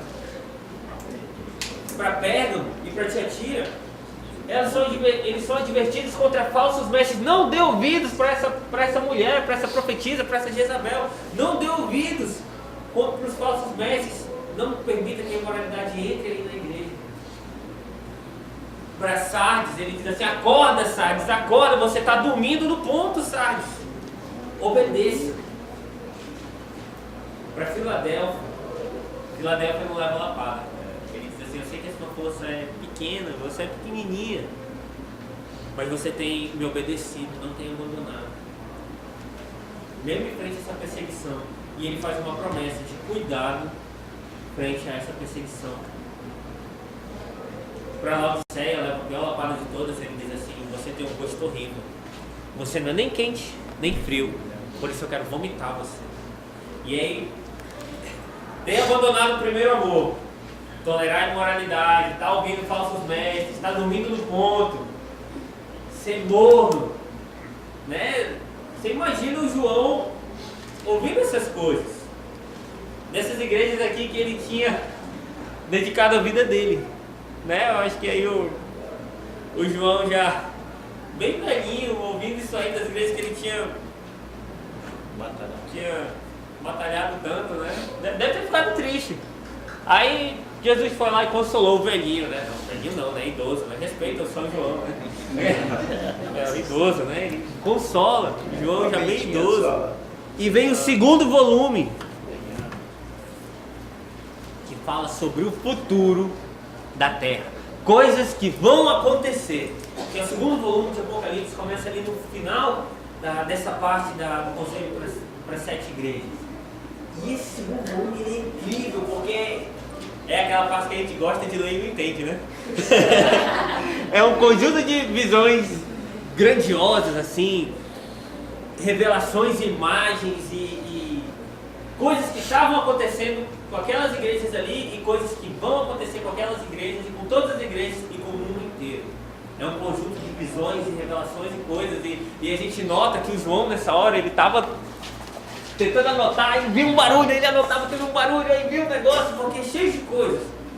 Tem um quadro que ele vê assim, ele consegue ver a imagem de Deus sentado no seu trono. Com tudo que estava acontecendo no mundo, Deus estava sentado no trono dele, no trono branco, cercado por anciões, por anjos, por criaturas, o cordeiro e barulhos e ruídos violentos. E tem um livro que tem um selo que é aberto, trombetas tocando, taças sendo derramadas. E para você saber, esses selos do segundo volume de Apocalipse representam guerra, matança, fome, morte, martírio, catástrofes naturais e acabando com o final dos tempos. Aquelas trombetas que vem depois também, 7 trombetas tocando, representam pragas, juízo, sofrimento, guerras, morte, terminando de novo com o final dos tempos. E aí vem as taças, aquelas taças que são derramadas, que representam doenças, pragas, espíritos demoníacos sendo soltos sobre a terra, destruição e caos geral, que também acaba com o final dos tempos.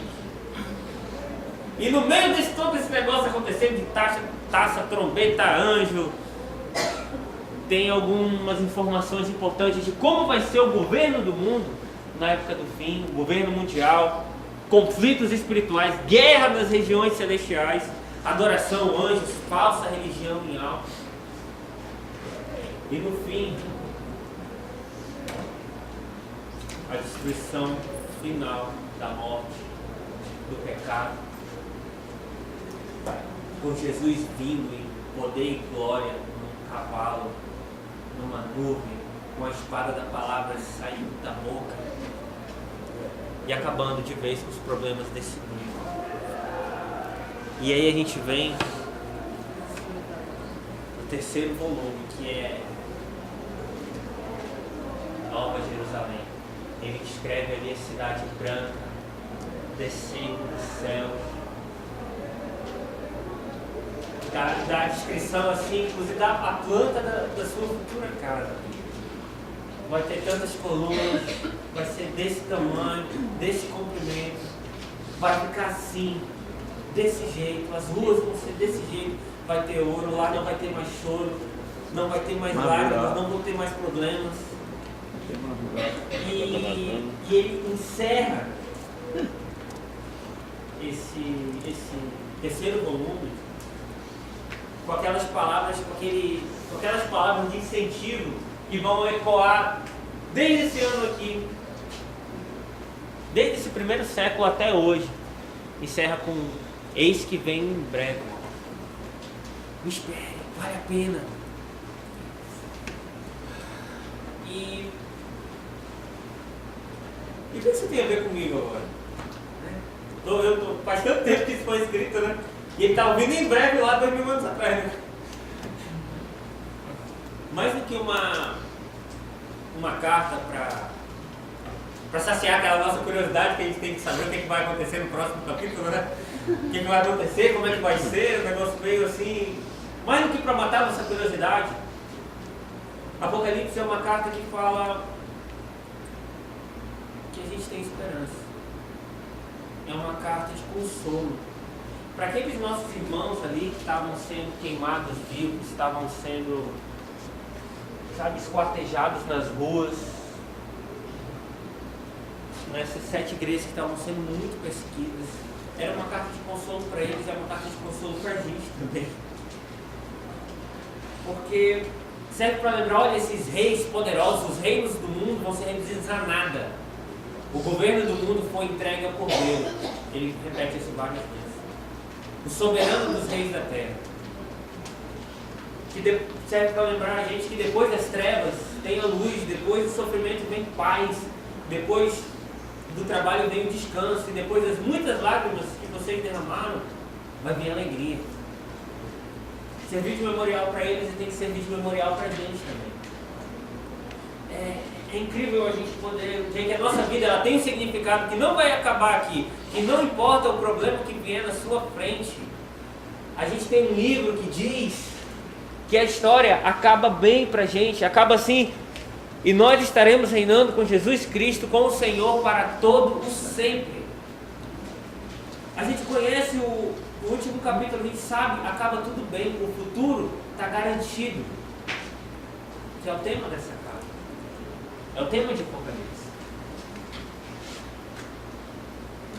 O futuro está garantido.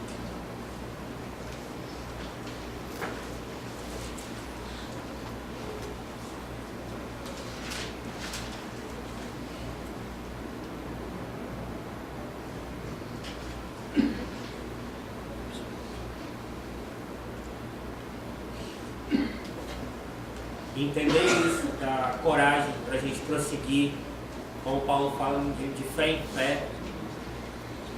Aconteça o que acontecer, sofrendo o que sofrer, no final vai acabar tudo bem. A gente tem um livro com o último capítulo, com o final da história. O futuro está garantido. O autor, a gente vai quebrar o galho do João. A gente sabe que a revelação é de Jesus, mas o autor é João. Onde é que ele estava quando ele escreveu? Patmos, certo? Ele estava de férias? Ele estava? Exilado em partes do ano, foi ali entre 90 e 96. Os destinatários são as 7 igrejas da Ásia, ok? Aquelas 7 igrejas da Ásia que estavam sob perseguição. E o tema é? O futuro está garantido. Seu futuro está garantido.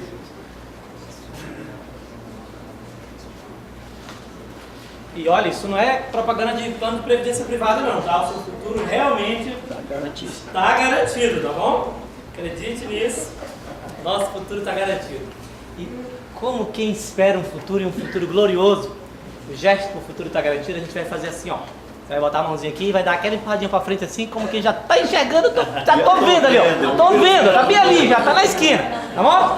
Aí eu vou perguntar, Apocalipse, você vai dizer? O futuro está garantido. Apocalipse? O futuro está garantido. Vamos fazer as 4 da aula de hoje?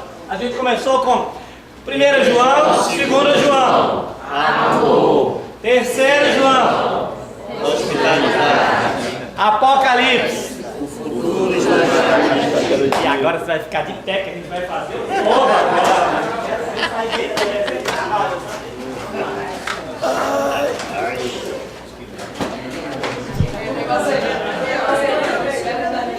Vamos lá, começa. 1, 2, 3. Tiago, A fé verdadeira transforma. Justificados pela fé. 1 Tessalonicenses, 2 Tessalonicenses. A volta de Cristo e o padrão de Deus para mim. 1 Coríntios. Deixem de ser crianças. 2 Coríntios. Finanças de defesa do apostolado. Romanos. Boa notícia. Colossenses. Conheçam a Cristo. Filemão. Todos são iguais. Efésios. Igreja do corpo de Cristo. Filipenses. Entrega dos direitos e alegria. Tito. Liderança. Timóteo. Bom pastor. Hebreus. Jesus é o melhor.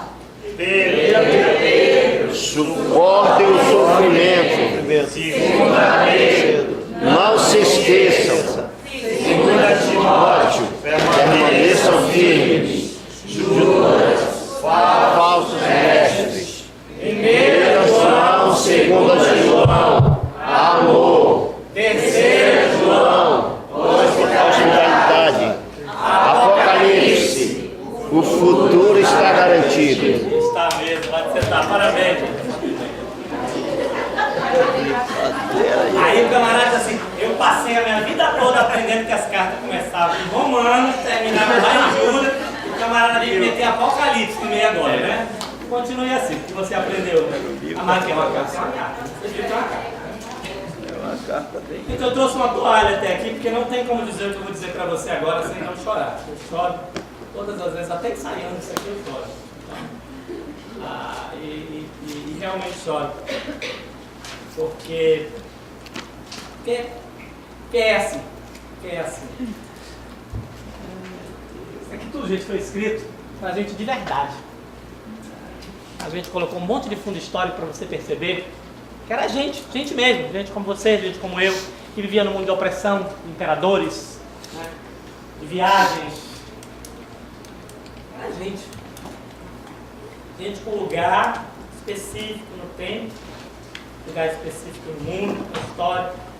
Essas cartas elas eram copiadas, passavam de mão em mão e chegavam a todas as pessoas.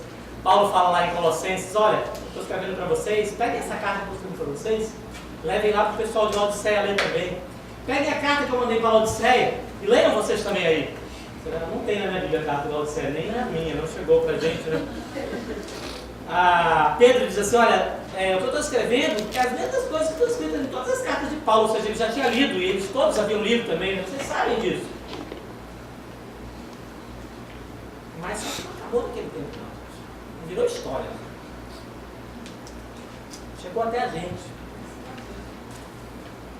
Deus resolveu preservar isso por séculos. Chegou até a gente de um jeitinho meio diferente, né? Não é aquele monte de rolo, você não precisa levar, né? corre de braço, um monte de rolo de papiro, né? Você não precisa ter um armário grande para deixar guardados as suas cartas em casa. Eu sei que às vezes a gente deixa no armário, até esse aqui, cheio de poeira também do mesmo jeito, né? Mas tá aqui, gente. É a mesma mensagem. E tem os mesmos propósitos aí. Os mesmos.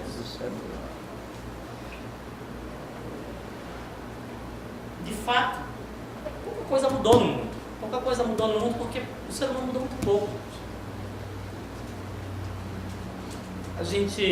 As tentativas de calar a igreja, as tentativas do inimigo de se infiltrar no meio da igreja, a perseguição, eles não passaram, eles só se intensificaram com o tempo. Eu sei que você vai dizer, não, mas são 12 mil anos para frente, muita coisa está diferente, a gente vive num mundo diferente. Eu vou dizer para você, não, o nosso mundo não é tão diferente assim. As doutrinas infiltradas do gnosticismo que tanto apurrinhavam a igreja naquele tempo e eles não conseguiam saber o que era o ensino de Jesus, o que era o ensino gnóstico, mas do mesmo jeito. A gente cresceu com tanta coisa errada, ouvindo tanta coisa errada mesmo no meio da igreja, que a gente não consegue definir mais o que é bíblico e o que não é. De ensinos tortos ainda e dizendo que se baseiam na Bíblia, nas palavras de Jesus, quando não de fato fazem. Então, o gnosticismo deu lugar a um conjunto de humanismo, de filosofias que hoje estão impregnadas no nosso meio. Os deuses e os muitos ídolos dos gregos e dos romanos, eles mudaram um pouquinho, eles não são mais tão palpáveis assim, você não tem mais aquela imagem, né, a estátua lá. Mas quantos deuses nós temos hoje, gente? Sucesso, dinheiro, prosperidade. Então, para mostrar isso para você. E esses que eu citei são deuses tão fortes mesmo, e tão presentes, que em boa parte das igrejas ditas cristãs, são esses os deuses que são adorados. É atrás do Deus sucesso que as pessoas vão. E isso sem falar de outros tantos deuses, gente. O entretenimento que rouba tanto tempo na vida da gente, o narcisismo, onde a gente vive ao redor do Deus umbigo, da minha própria vontade, do meu próprio querer, do meu próprio sucesso, do meu próprio bem. O hedonismo, onde a busca do prazer é essencial, é primordial, eu tenho que me dar bem, eu tenho que estar bem, e a gente acaba incorporando que o importante é ser feliz, não importa o que você está fazendo. Você já ouviu isso muitas vezes? O importante é ser feliz, não importa o que você está fazendo, o importante é você ser feliz. Não, o importante não é você ser feliz, não. Há um propósito na vida e ele não se resume simplesmente a estar bem, a se sentir bem. O império opressor que tanto perseguiu essas pessoas, hoje ele é camuflado num politicamente correto.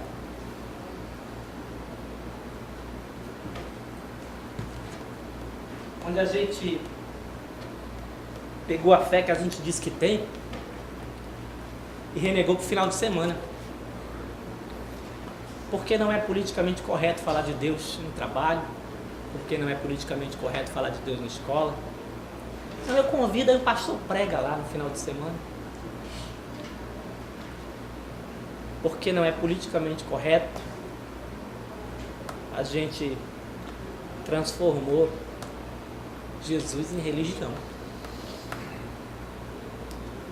As filosofias gregas aí, estão presentes nessa época, deram lugar a uma religião da tolerância, né, onde a gente aceita que todos os caminhos levam a Deus.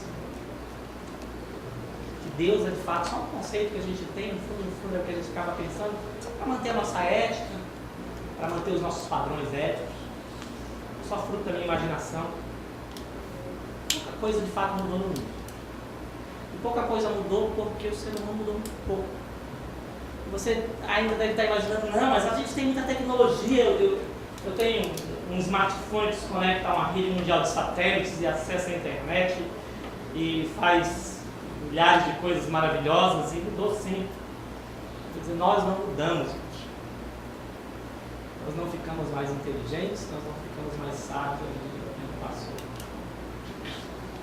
Por algum motivo eu me lembro dos 3 milhões de pessoas que moram ao redor do Vesúvio. Né? Eu sei que é bem verdade que o contexto do nosso país é diferente do contexto. É um contexto muito privilegiado. A gente não sente o calor da fornalha, a perseguição de fato não bate a nossa porta, você deve dormir tranquilo. Você deve dormir tranquilo pensando, ninguém vai bater na minha porta e me levar. E seja grato a Deus por isso, porque essa não é a realidade de todos os cristãos do mundo, não.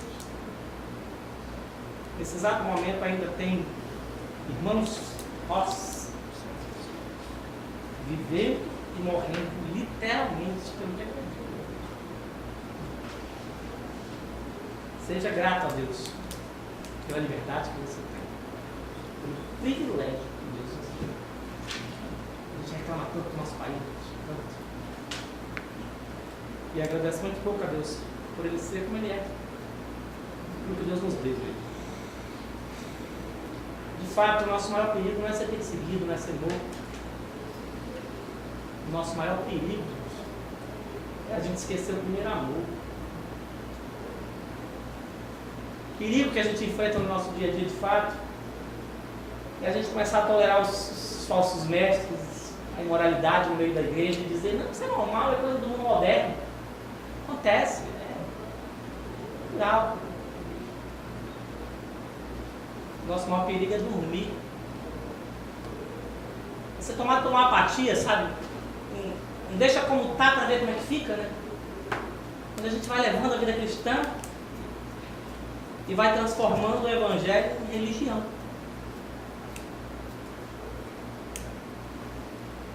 Nosso maior perigo de verdade, gente, é esfriar. Aos pouquinhos, sem perceber. Esfriar, esfriar, esfriar, até ficar morno. Até o ponto de ser vomitado. Se você não acha que corre esse risco, você não acha que isso é um perigo real, você não entendeu o que Jesus escreveu aqui. É pra gente. Pra mim, é pra você. Deus foi extremamente providencial, gente. Ele não esqueceu nenhum detalhe. Ele não esqueceu o consolo em meio à perseguição, mas ele não esqueceu o alerta para que a gente não deixe coisa esfriar. Não deixe a nossa fé virar religião.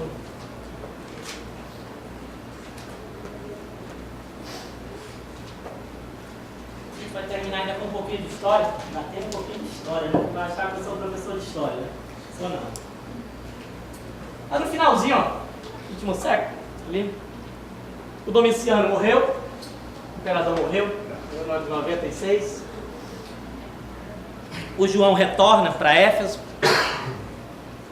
Ele já é um velhinho, provavelmente mais de 90 anos, próximo de 90 anos. E ele morre de causas naturais. Bem aqui. Morte natural. No ano 100, próximo do ano 100. Foi o único apóstolo a morrer de causas naturais. O único dos discípulos originais a morrer assim. Todos os outros já haviam morrido martirizados. Eles foram apedrejados, foram crucificados, foram mortos à espada, queimados, arrastados na rua por cavalos, desmembrados, decapitados. Gente, a gente tem história de martírio dos primeiros discípulos. Lá na Grã-Bretanha, no norte, no sul da África, no finzinho, lá no Extremo Oriente, gente. Tem história de martírio dos primeiros discípulos na Índia. Esse povo literalmente viveu e morreu pelo que acreditava. Por essa mesma fé que eu digo que eu tenho, sinceramente, eu digo, é ruim.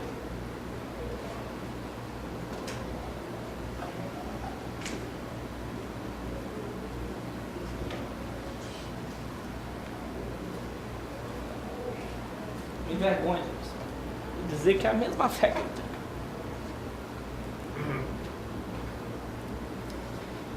Com a morte de João, termina a era dos apóstolos de verdade, daqueles que podiam dizer assim: eu vi, eu ouvi, eu toquei.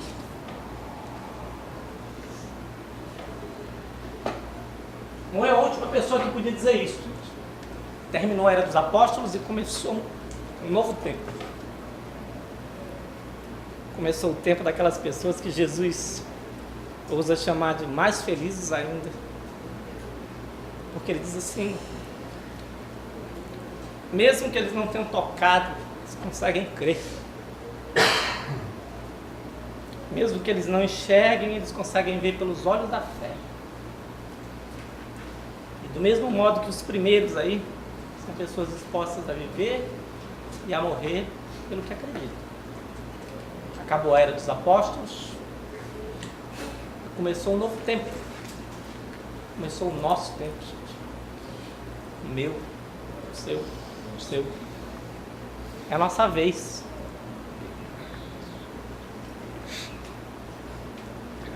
Esse tempo é a nossa vez.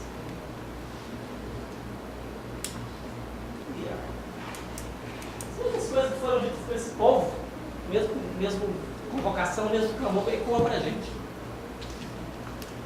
Deus ainda espera as mesmas coisas da gente. O mesmo clamor que foi feito para as 12 tribos de espécies das nações, os Gálatas, os irmãos de Corinto chamados para ser santos, os romanos também chamados para ser santos, para Tito, para Timóteo, filho amado, para quem Pedro chama de peregrinos na terra, para quem Judas chama de aqueles que foram guardados, amados, cuidados, para a senhora eleita, para Gaio, gente amada de verdade. Ainda é a mesma convocação feita para os irmãos de Manaus, transformados pelo sangue de Jesus, firmes na palavra e em quê? Amor. Todas essas verdades ainda ecoam e ainda são para a gente também. E se você não lembrar de mais nada, de nenhuma delas, Isso ainda transforma. lembre que a gente tem a mesma convocação de nunca deixar de estar unido como igreja. Nós somos a igreja. A gente tem a convocação de nunca se desviar do que está escrito. Estocar isso chegar até a nossa mão. Zele por essa palavra. Ame. Transforme isso no seu manual de vida realmente. Principalmente, vivam de acordo com o que vocês têm aprendido, gente. Nós somos tão privilegiados e temos ouvido coisas tão boas e tão claras sobre a palavra de Deus. Mesmo vivendo num mundo hostil e pagão, viva como povo de Deus, uma nação santa, povo separado, até que o Senhor venha, que é a vinda do Senhor. Amém. Maranata, vem Senhor. Curva sua cabeça. Paizinho, tu entregaste o teu reino, Senhor, tu depositaste ele na nossa mão, Senhor. E nós reconhecemos que somos completamente incapazes. Nós reconhecemos que somos tão negligentes com o que tu puseste em nossa mão. Nós te pedimos perdão pela nossa negligência, Senhor. Nós te pedimos perdão porque nós não somos o povo eleito, separado, que gostaríamos que fôssemos. Nós te pedimos perdão e nós nos arrependemos profundamente, Senhor. E te dizemos que nós queremos ser de fato esse povo, Senhor. E decidimos que queremos viver assim, como teu povo, como nação santa.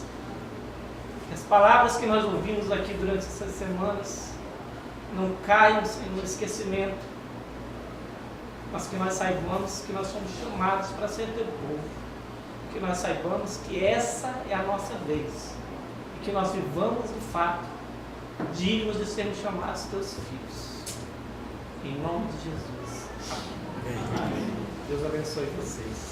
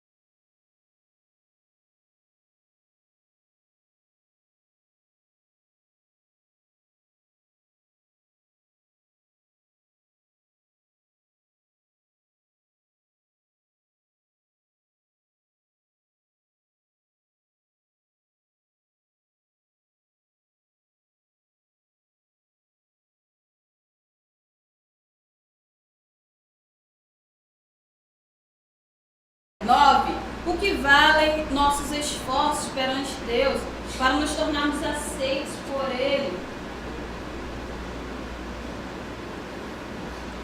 Resposta: nada. Absolutamente nada. 10. Tudo que você faz para alcançar, agradar ou conseguir o favor dos deuses, ou seja, nós agimos. Esta é a definição de, no seu caderno,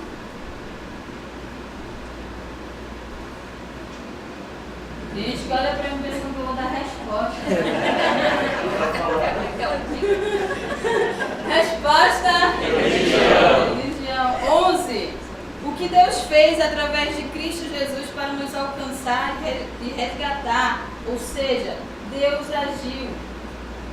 Qual é a definição de Evangelho? Vamos lá. 12. Para quem foi escrita a carta de Tiago? Responda aí.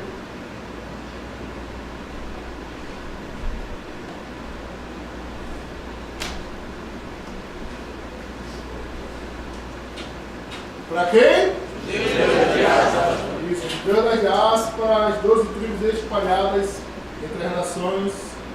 13. Como ficou conhecida a reunião dos líderes da igreja que decidiu que os gentios não precisavam se tornar judeus para serem salvos? Resposta: Sim, de Jerusalém. Muito bem.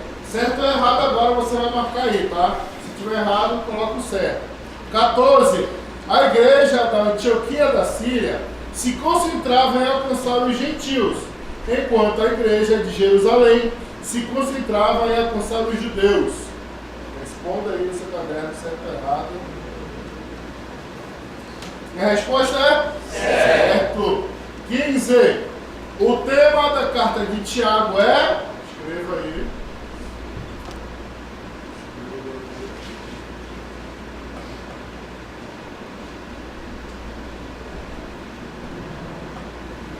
Qual o tema? A fé verdadeira pessoal. Bem.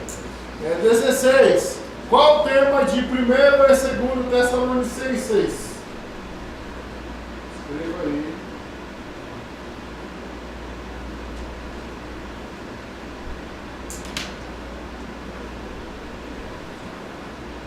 Qual é o tema? A volta de Cristo e o padrão de Deus para mim. Amém. Volta de Cristo e o padrão de Deus para mim. 17. O que é escatologia?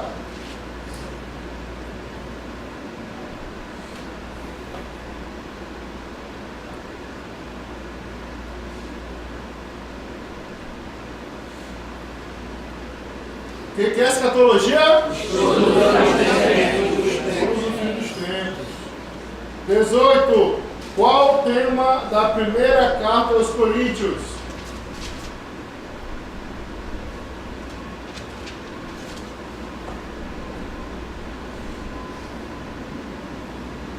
Qual é o tema? Deixe de ser crianças. Deixe de ser crianças. 19. Qual o tema da segunda carta aos Coríntios?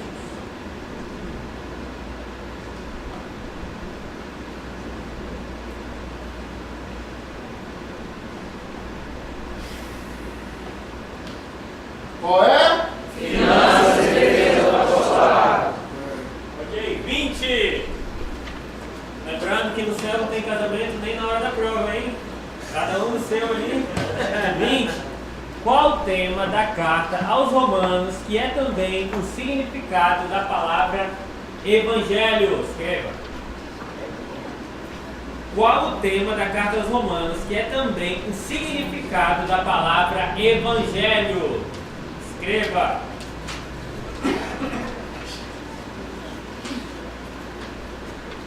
Resposta? Boas notícias. Boas notícias. 21. Qual carta trata do retorno de um escravo fugitivo ao seu senhor? Escreva. Resposta? Filemon. 22. Qual o tema da carta de Filemon? Escreva.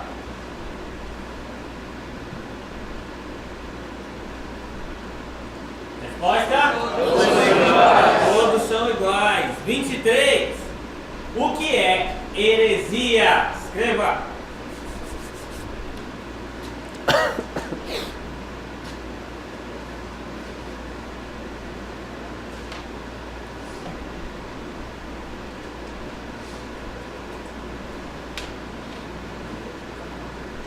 Resposta?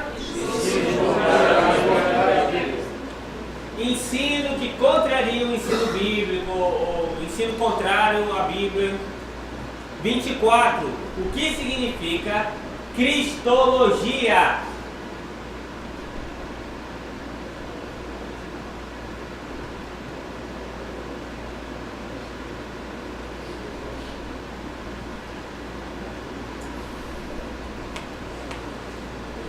Resposta? Doutrina de Cristo, doutrina sobre Cristo, estudo sobre Cristo. 25. Qual o nome da principal heresia filosófica e religiosa que ameaçava a igreja de Colossos? Escreva.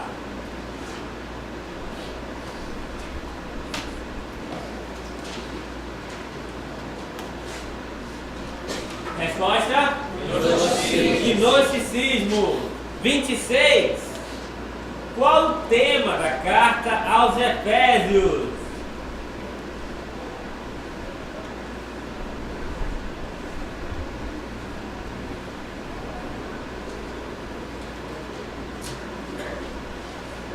Resposta? Igreja, corpo de Cristo. Igreja, corpo de Cristo.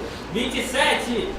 Qual a referência do versículo de Efésios que diz que somos salvos pela graça por meio da fé? Escreva. Só a referência. Resposta? 28. Qual o principal motivo de orgulho dos filipenses? Escreva.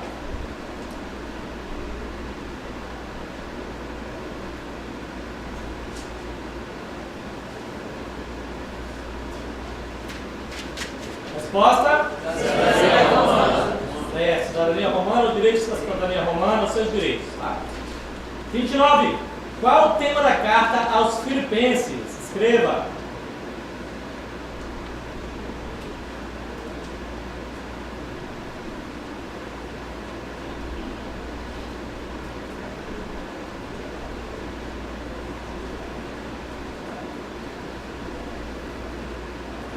Resposta? Entrega dos direitos e alegria. Agora você vai botar só o símbolozinho, como é que a gente coloca? A referência, né? Que vai botar referência, como é que chama aquilo? Meu Deus do céu. Não, deixa, escreve o que você quiser. Quais as cartas da prisão? Você não escreveu o nome completo da carta, só seria aquela sigla, isso, sigla, obrigado. Quais as cartas da prisão?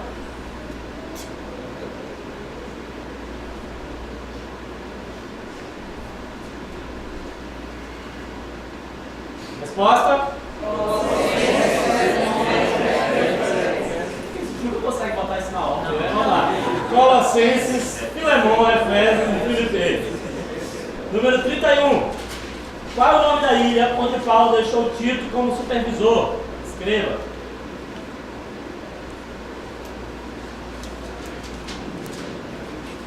Resposta? Quem Paulo deixou como pastor em Éfeso? Escreva.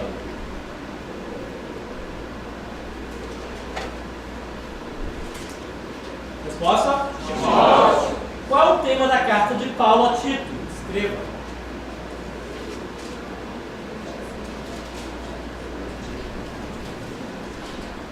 Resposta?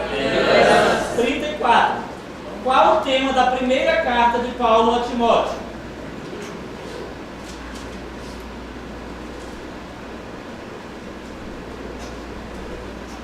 Resposta? Certo ou errado agora, tá? Se tiver errado, você corrige. Sabemos com certeza que o autor de Hebreus foi Paulo. Certo ou errado?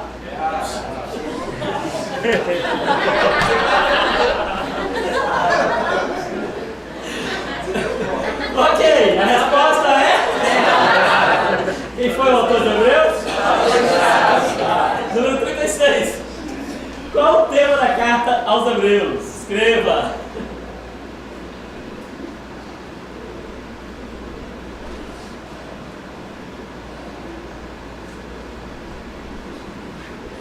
A resposta é? Jesus melhor não há. 37. Onde Pedro estava quando escreveu suas duas cartas?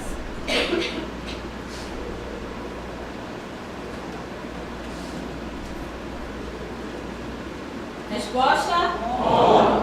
38. Onde moravam os destinatários das duas cartas de Pedro?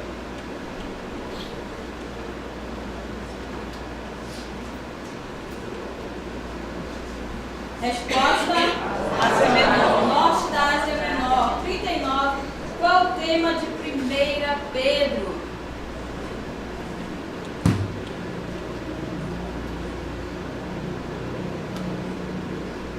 Resposta? Sofrimento. Qual o tema de 2 Pedro? Questão de número 40.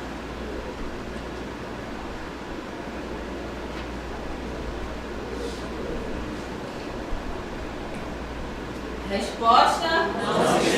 Não se esqueça. Certo ou errado? Se é errado, você escreve aí o certo. 41. O sofrimento é a prova definitiva que não estamos sendo suficiente fiéis a Deus. Estamos em pecado.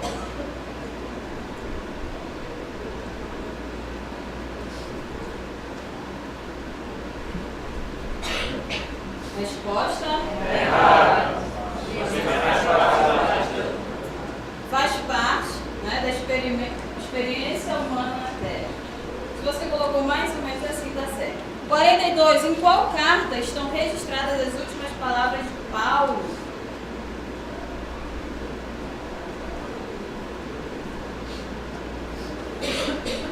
Resposta? 2 Timóteo. 43. Qual o tema da segunda carta de Paulo a Timóteo?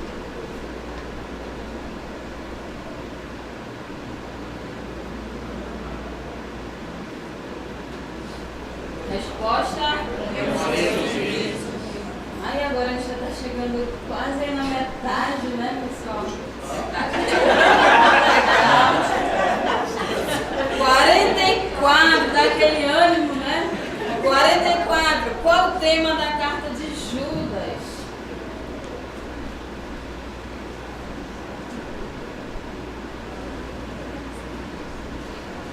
Resposta?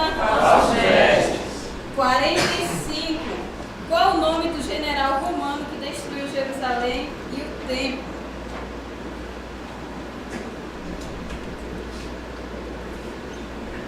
Resposta? Tito. 46. De onde João escreveu as 3 cartas? De onde? Onde ele está? Resposta? 47. Qual o tema da primeira carta de João?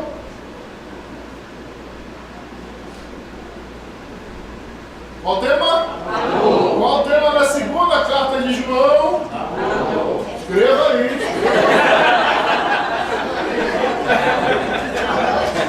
É 48. Segunda carta 48. Qual é a resposta? Amor. 49. Qual o nome? Qual o tema da terceira carta de João? Escreva aí.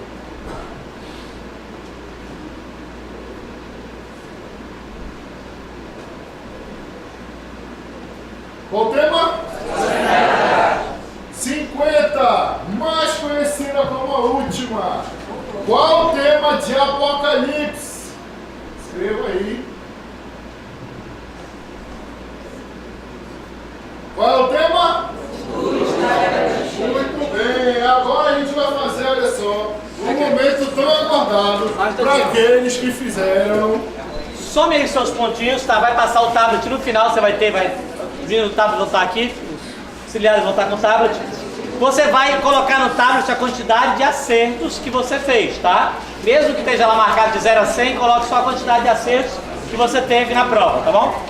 Hora do sorteio, você que participou, se esforçou, leu, meditou, memorizou, chegou a hora de você ganhar o prêmio, olha só, ganhar sua ouro, tá? Ganhar ouro. Tô aqui para dizer que eu tô... Vai como aqui, meu irmão.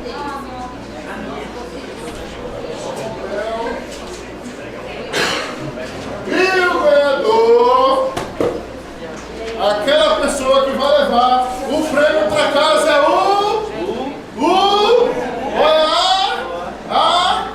é o Fred!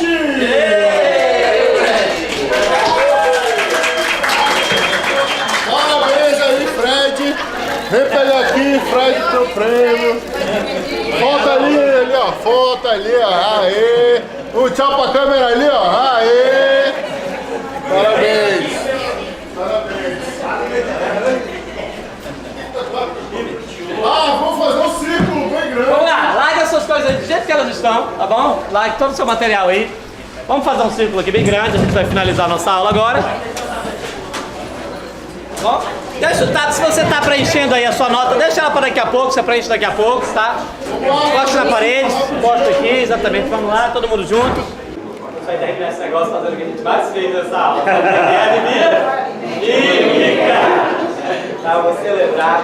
Gente, do coração, nós esperamos que você tenha, de fato, amado, que você tenha sorrido, que você tenha se emocionado.